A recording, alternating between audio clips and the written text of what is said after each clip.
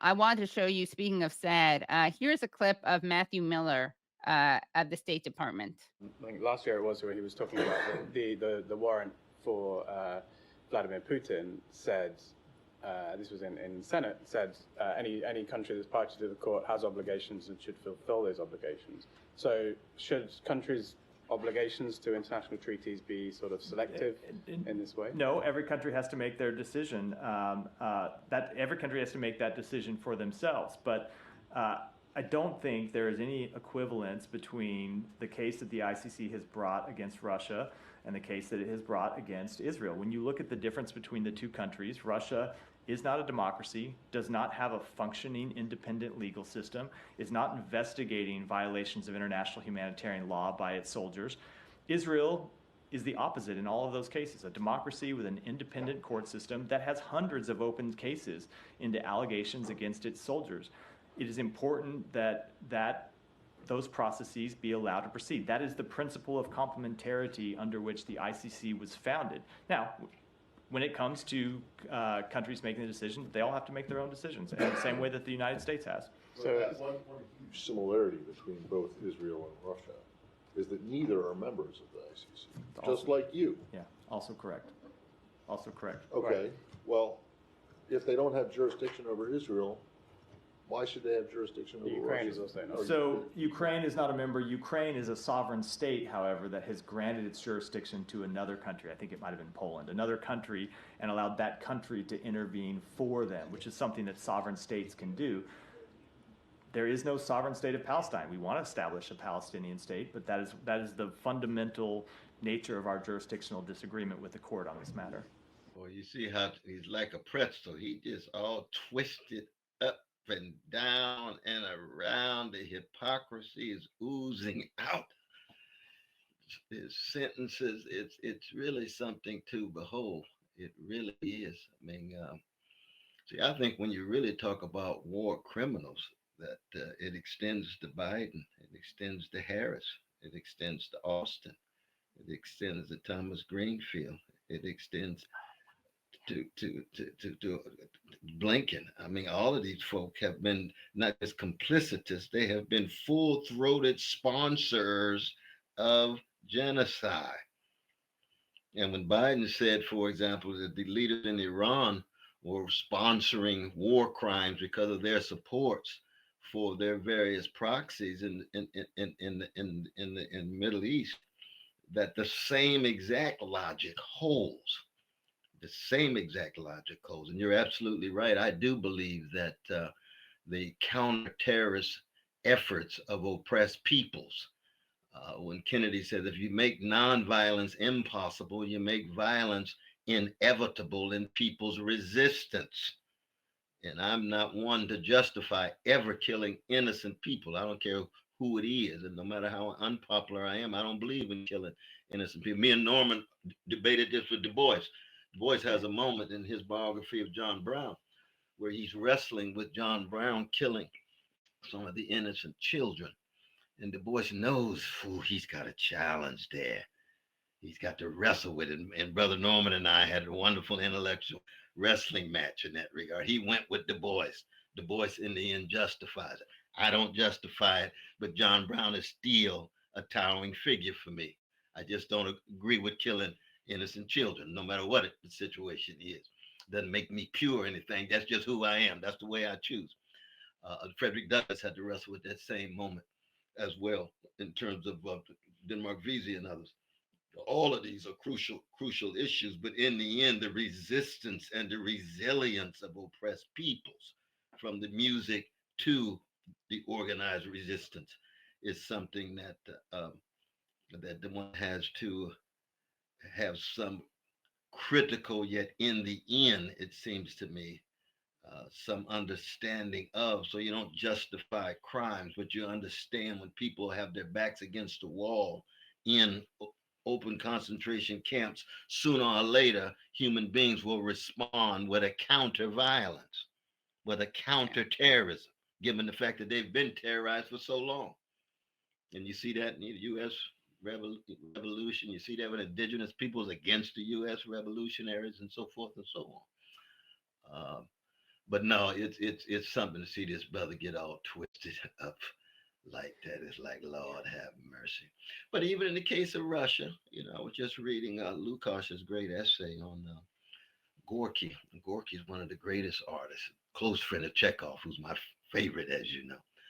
But you can talk about the criminality of Putin and still talk about the expansion of NATO, pushing him in a certain direction, Right. a violation of an agreement that the American Empire made with the Russian Empire, and so on.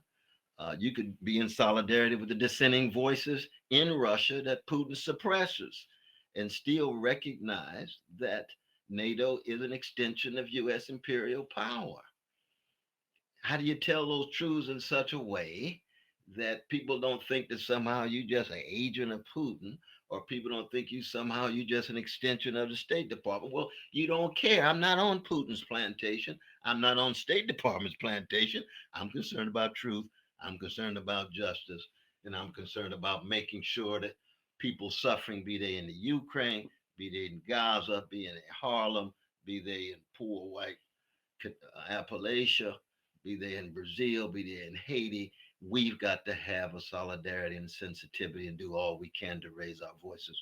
And it's going to be important, these next few years. It's going to test our souls, my dear sister, because you're going to see a whole lot of people give up. You're going to see more and more people sell out. You're going to see more and more people completely cave in.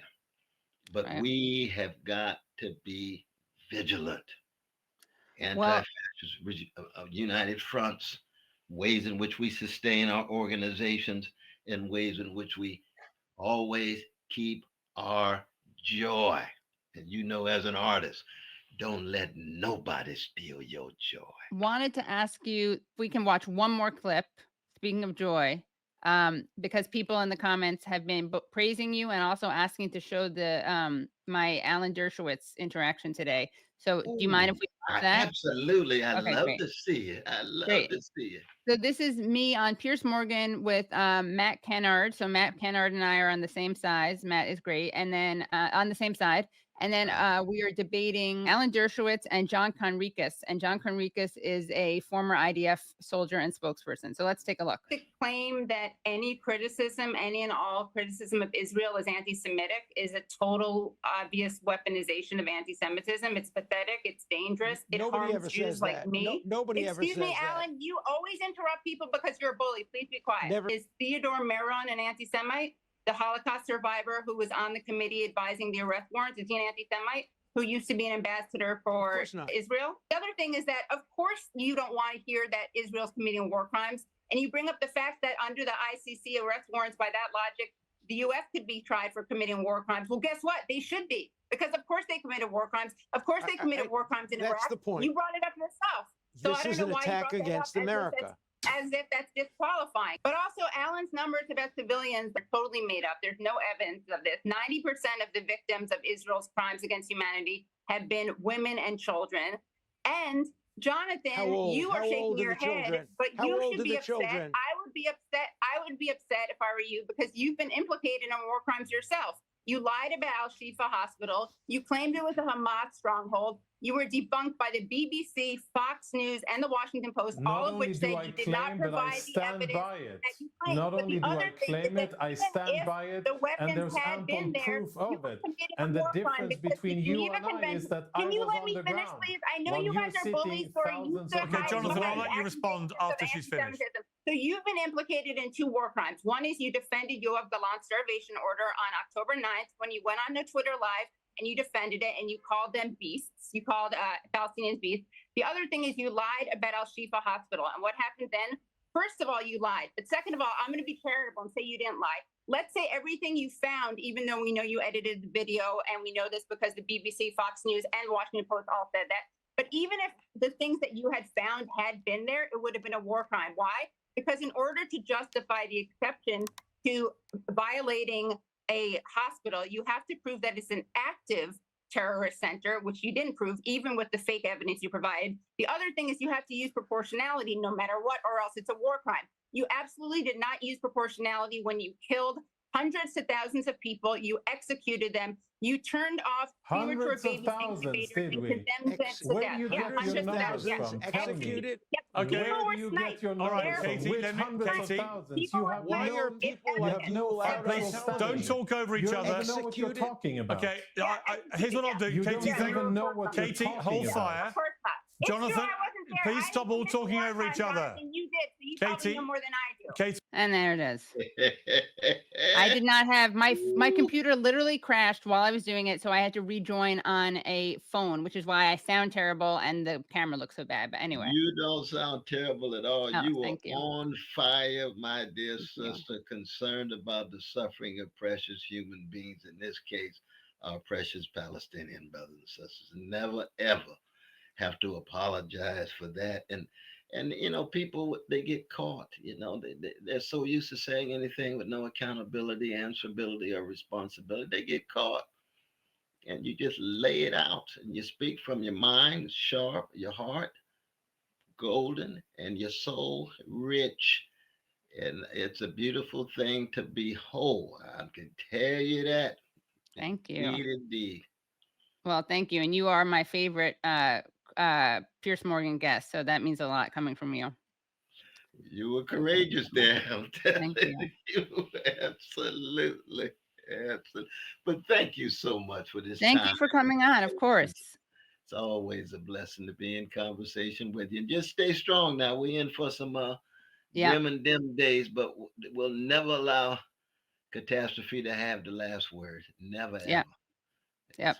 And any final words about how people should be fighting against what we're confronting now? Well, it's just remember that there's people around the world who are on intimate terms with what we're wrestling with all the time, every day of their lives, every generation after generation. And the best of them always hold out with a compassion, with a perseverance, with a solidarity with others, with a willingness to serve and sacrifice for others. And as I said before, keep that joy. Don't be discouraged. Be encouraged, of great courage, and keep your style and keep the smile on your face, even given the dimness of the historical moment.